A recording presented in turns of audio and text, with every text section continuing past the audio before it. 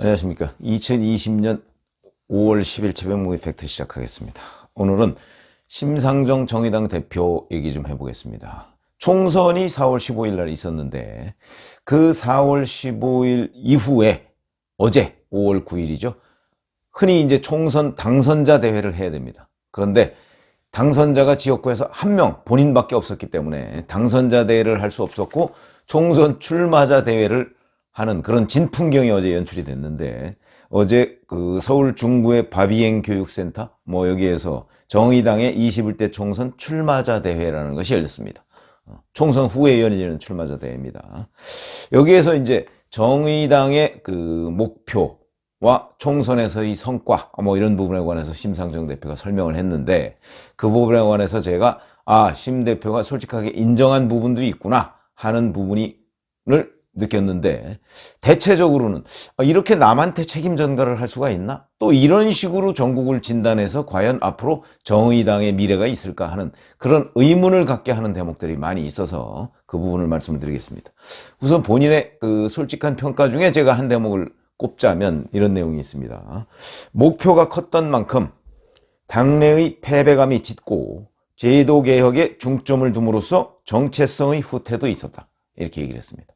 여기에 저는 정체성의 후퇴라는 부분에 관해서 주목을 하고 싶은데, 무슨 얘기냐면, 정의당이 작년 말에 조국 사태에 대해서 침묵했던 거 잘 아시죠? 침묵뿐만 아니고 거의 동조하다시피 했습니다.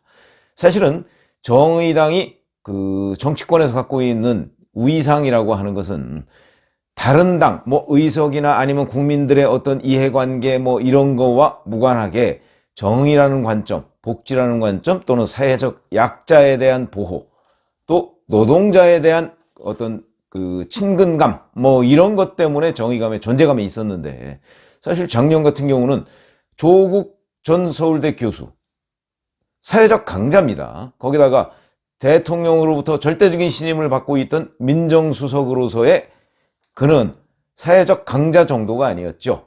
그런데 그런 사람이 정면으로 아들, 딸의 여러 가지 인턴십 증명서를 위조했다든가, 아니면 부인의 그 사모펀드 투자 의혹이라든가, 권력 남용 의혹이라든가, 이런 데 휩싸여서 검찰의 수사를 받고 있는 상황에서도 데스노트에 올리지 않았다.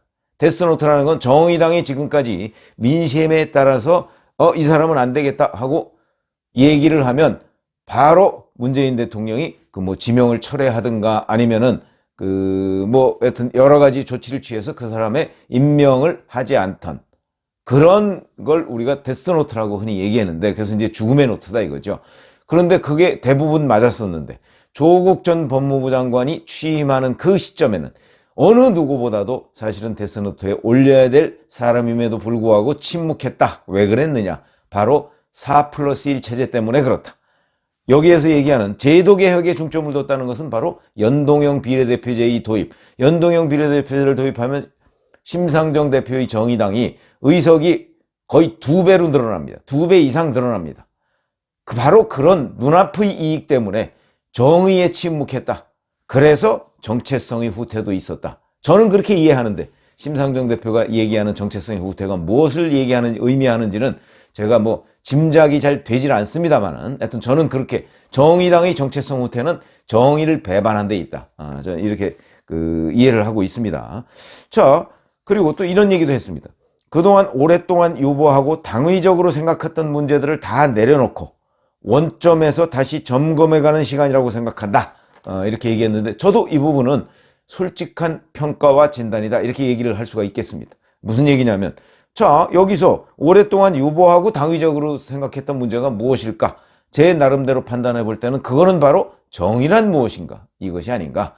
정의당이 존재의 이유로 삼고 있는 정의란 무엇인가 하는 부분을 한 번쯤 더 생각해 봐야 되는 것 아니냐. 그래서 정의당이 다시 일어서기 위해서는 정의가 무엇이냐부터 얘기를 하고, 저는 저의 심상정 정의당 대표가 그 전에 계속 했던 얘기 중에 하나, 선거를 앞두고서도 제1야당을 계속 공격하면서 본인들의 목표가 제1야당이라고 얘기를 합니다. 아니, 정당이 집권을 목표로 해야지 어떻게 제1야당을 목표로 합니까? 그러니까 영원한 야당을 하겠다는 것인지, 그렇다면 자기들이 그럼 야당의 모습을 보였는가? 하는 부분에서도 저는 정체성에 후퇴가 아니고 퇴보가 있었다. 정체성을 망각했다. 이렇게 얘기를 했는데 4+1 체제라는 게 바로 그거 아니겠습니까? 자기들이 의석을 늘리기 위해서 열심히 해서 유권자들한테 호소를 해서 표를 많이 가져오고 의석을 늘릴 생각을 하지 않고 선거제도를 바꾸는데 자기들 힘으로 안 되니까 여당의 숙제, 그게 바로 공수처였죠. 뭐 그 숙제도 지금 어긋났습니다만은 그 공수처를 대신 풀어주고 그리고 나서 자기들이 요구하는 연동형 비례대표제를 하려다가 결국은 안 된 거, 실패한 건 아니겠습니까? 이런 일에 대해서 원점에서 정말 다시 점검해 나가려면 바로 그런 정의당은 과연 야당이냐 아니면 여당의 위성정당이냐 하는 부분부터 자리매김을 다시 해야 될 것이다. 이런 말씀을 드리고요. 그런데 이제 문제인 것은 그 다음 얘기부터가 이제 계속 문제입니다. 이렇게 얘기했습니다. 이번 선거는 선거제도 개혁을 통해 교섭단체 이루는 목표가 중심이었던 선거였다. 자, 뭐 본인들의 목표는 그럴 수 있습니다. 그러나 그걸로 바로 거래를 했죠. 여당과 거래를 했습니다. 4+1 체제라는 게 그것인데 여당과 거래를 했는데 그 거래가 정말 우리 정치사에서 한 번도 없었던 거래입니다. 무슨 얘기냐면 선거법 날치기. 1988년에 선거법을 강행 처리한 적이 한 번 있습니다. 그때는 민정당 시절이었는데 민정당이 3월 9일인가 뭐 3월 7일인가 그때쯤에 선거법을 강행 처리했습니다. 왜 그러냐면 그때 4월달 선거였는데 아니 야당이 대체 선거법을 처리해 줄 생각을 안 합니다. 그런데 내용은 다 합의했습니다. 왜 그러냐면 소선거구제로. 그 전까지는 중선거구제 1인 2, 1구 2인제였었거든요. 그런데 그것을 소선거구제로, 그것도 왜 소선거구제로 합의할 수밖에 없었느냐? 바로 DJ 때문이었습니다. DJ가 왜 사자필승론 아시죠? 그러니까 민정당 세력과 민주당, YS의 민주당 세력과 DJ의 평화민주당 세력, 그리고 JP의 신공화당 세력, 이렇게 사파전으로 붙었을 때 DJ는 필승한다. 그래서 사실은 대선에도 출마했다가 YS와 단일화를 이루지 않고 결국은 노태우 후보한테 헌납을 하게 되는, 대통령 자리를 헌납하게 되는 그런 일을 치렀음에도 불구하고 바로 그 몇 달 뒤에 치러지는 총선에서 또다시 사자필승론을 믿고 어찌됐든 간에 소선거구제를 해야 된다. 1구 1인제를 해야 된다. 왜냐하면 1구 2인제 하면 그 수도권 같은 데에서 자칫 잘못하면 YS와 DJ의 충돌로 인해서 자기들이 진다. 뭐 이렇게 생각을 한 거죠. 그래서 소선거구제를 강력하게 주장하는데 YS는 반대했습니다. 그런데 그 YS를 DJ가 한완상 전 부총리를 보내서 설득을 합니다. 한완상 부총리가 어떻게, 뭐 부총리는 이제 한완상 부총리는 사실 저 YS 정부에서 부총리했죠. 통일부총리 했는데 어떻게 설득을 했는지는 지금까지 나와 있지 않습니다. 나중에 민주계 의원들 말에 따르면 YS가 속았다. YS가 한완상한테 속았다. 이렇게 얘기를 하고 있는데 어찌됐든 간에 그래서 YS가 그 소선거구제를 받습니다. 덥석. 그래서 소선거구제를 합의해서 처리를 해야 되는데 이게 이제 뭐 부정선거, 그 당시에 DJ가 또 컴퓨터 대선에서 지고 나서 컴퓨터 조작서를 들고 나왔었거든요. 뭐 이 컴퓨터 조작을 막아야 된다 그러면서 뭐 총선 때 부정선거 방지 무슨 기구를 또는 뭐 그런 시스템을 만들어야 된다고 계속 주장을 했던 겁니다. 이 부분에 관해서 제대로 합의가 안 이루어지니까 총선은 4월달 한 달밖에 남지 않았는데 그런데 선거법이 처리가 안 되는 거예요. 그러다 보니까 내용적으로는 다 합의를 해놓고 그 부정선거 문제에 관한 YS와 DJ의 합의가 안 돼서 결국은 민정당이 아니 니네 합의해라 그러는데 합의가 안 되니까 그래서 날치기 처리를 할 수밖에 없었던 적이 딱 한 번 있었고요. 그거는 내용은 다 합의가 됐던 겁니다. 그리고 실질적인 내용까지도 완전히 상반되는 그런 선거법을 날치기 처리한 것은 이번 4+1 체제다. 처음이다. 역사상. 거기에 공범입니다. 심상정 정의당이. 자, 그래 놓고서도 지금 뭐 선거제도를 개혁이라는 이름으로 얘기하고 있으니까 적반하장이다. 정정당당하지 못하다. 이런 말씀을 드리지 않을 수가 없습니다. 그 다음에 또 이런 얘기도 했습니다. 실패를 했습니다만 거대 정당의 반칙은 민주주의 역사의 큰 오점으로 남을 것이고 이런 기득권 정치를 교체하는 우리들 정치개혁은 계속되어야 한다. 자, 이렇게 얘기했습니다. 자, 거대 정당의 반칙, 저 뭐 반칙 이해할 수 있습니다. 무슨 얘기냐면 위성 비례정당을 만들었던 것이죠. 그런데 이 위성 비례정당이 왜 만들어졌습니까? 선거법 날치기 때문에 만들어졌습니다. 미래통합당, 그 당시엔 자유한국당이었지만 자유한국당이 동의하지 않는 선거법, 그러니까 무슨 얘기냐면 축구 경기로 얘기하면 축구 경기의 전반전이 끝났습니다. 그런데 어느 한 팀이 0대 0이었는데 어느 한 팀이 이거 도저히 이래가지고는 못 이기게 생겼거든요. 그렇기 때문에 그러지 말고 그럼 그 리그에 같이 참여한, 근데 그 게임은 뛰지도 않는 그런 다른 팀을 하나 꼬여서, 그래서 룰을 바꿔버립니다. 그런데 그 상대팀은 그럼 인정할 수 없어, 이렇게 나올 수 있는 것이죠. 인정할 수 없는 사람은 그 경기를 보이콧하거나 아니면 그냥 그 경기 룰에 따르는 수밖에 없습니다. 따르되 자기들은 다른 방식으로 최선을 다하는 것. 그런데 이 룰을 바꾼 사람은 민주당이고, 그리고 거기에 공범이 된 사람은 정의당이고, 같이 경기를 하다가 룰이 갑자기 바뀌는 바람에 지금 점수를 한 3점을 내줘야 될 판인 데는 자유한국당, 지금의 미래통합당입니다. 그럼 미래통합당은 어떻게 해야 되겠습니까?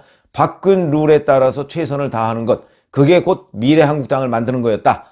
정당방위였다. 저는 이렇게 말씀을 드리고요. 자, 그러면 그 정당방위를 해서 대응을 해나가니까 그렇게 그 룰을 바꾸자고 했던 민주당 팀이 이번에는 자기들이 그거 없었던 일로 합시다, 이렇게 얘기하고 자기들이 위성정당을 만든 것이 곧 반칙의 연속이다, 이렇게 생각할 수 있으면 원천적인 반칙은 민주당이었습니다. 그러니까 이거를 마치, 그런데 민주당과 자유한국당, 미래통합당이 합작해서 무슨 반칙을 한 것처럼 얘기하는 것은 너무나 일방적인, 그리고 그 반칙을 하는 데에 정의당이 동의를 했지 않습니까? 어느 한쪽 편을 들어줬던 거 아니겠습니까? 왜? 자기들의 의석을 늘리기 위해서. 그 룰을 바꾸면 자기들 의석이 늘어날 텐데, 2배 내지 거의 3배 가까이 늘어날 텐데, 그 욕심에 부정의에 가담하다, 부정의한 담합에 가담했다가 뒤통수를 맞은 거죠. 이 부분에 관해서 솔직하게 인정을 하지 않는 한 유권자들이 정의당 심상정 대표의 이런 주장에 대해서 결코 동의하지 않을 것이다, 이렇게 지금 저는 판단을 하는데, 그렇게 따진다면 민주당이 비례정당을 만든 것도 반칙이지만 이 민주당이 주도하는 4+1 체제에 가세해서 공수처를 손들어주고, 그 부당한 공수처의 독소조항도 그때 들어간 거 아니겠습니까? 그걸 손들어주고, 그리고 거기에 반대급부를 챙기려 한 어찌 보면 그런 치졸한 협상에 응했다 하는 것이 바로 지금 얘기한 정의당이 정체성을 제대로 찾지 못하고 있는 이유 중에 가장 큰 것이다, 저는 이렇게 생각하는데, 이런 부분에 대한 정확한 진단이 없이 정의당이 과연 원점에서 제기할 수 있을까? 그러니까 정의당이 제기할 수 있는 길은 그동안에 과연 정의를 지켜왔느냐 하는 부분에 관한 반성에서부터 시작돼야 되는데, 어제 일은 보면 책임 전가에서부터 시작됐다 하는 점에서 저는 오진이다, 전국에 대한 오진이다, 이런 말씀을 드리는 겁니다. 그리고 이제 심상정 대표가 이런 점을 제대로 극복하고 국민 지지율 9.6%에 담긴 국민들의 기대, 정의당의 존재 이유를 정면으로 마주하자, 이렇게 얘기했는데, 뭐 이거야 이제 격려의 말씀으로 들리고, 그런데 저는 이제 또 정의당 심상정 대표가 경기도 고향 갑이죠. 거기서 당선이 됐는데 기사회생했습니다. 저는 사실 이것도 여전히 의문은 가지고 있습니다. 뭐 그렇다고 제가 뭐 선거 부정이라는 얘기는 아니고요. 왜 의문을 가지고 있냐면, 거기에 민주당의 문명순 후보가 27.36%를 얻었고요. 미래통합당의 이경환 후보가 32.75%를 얻어서 둘 다 낙선을 했습니다. 그런데 심상정 대표가 39.38%를 얻어서 당선이 됐는데, 참 이해할 수 없는 부분은, 자, 그러면 문명순, 심상정 두 사람의 표를 합치면 66.75%입니다. 정확하게 3분의 2입니다. 그럼 경기도 고향갑은 이른바 보수 미래통합당 계열과 그 다음에 민주당 계열이 이렇게 차이가 나는 지역이었나? 근데 12년 전에 보면 2008년에 거기에 한나라당의 손범규 후보가 43.5%로 당선된 적이 있습니다. 그리고 심상정 대표가 37.67%로 낙선한 적이 있거든요. 아니, 거기에 미래통합당 계열의 지지가 43.5% 정도 있는 곳인데 이렇게 3파전에서 어떻게 미래통합당 후보가 떨어질 수 있었을까? 이런 의문은 여전히 남는다. 그건 개인적인 의문입니다. 과연 경기도 고양갑의 지형이 이렇게 바뀌었을까 하는 의문은 여전히 가지고 있다. 어떻게 이런 결과가 나왔을까? 여전히 한번 좀 살펴봐야 될, 제가 뭐 현장에 가보지는 않아서 뭐라고 얘기할 수는 없습니다는 살펴봐야 할 문제는 아닐까? 이 부분은 아마 미래통합당이 오히려 정확하게 현지 진단을 해봐야 될 부분이다. 이런 말씀을 부수적으로 드립니다. 감사합니다.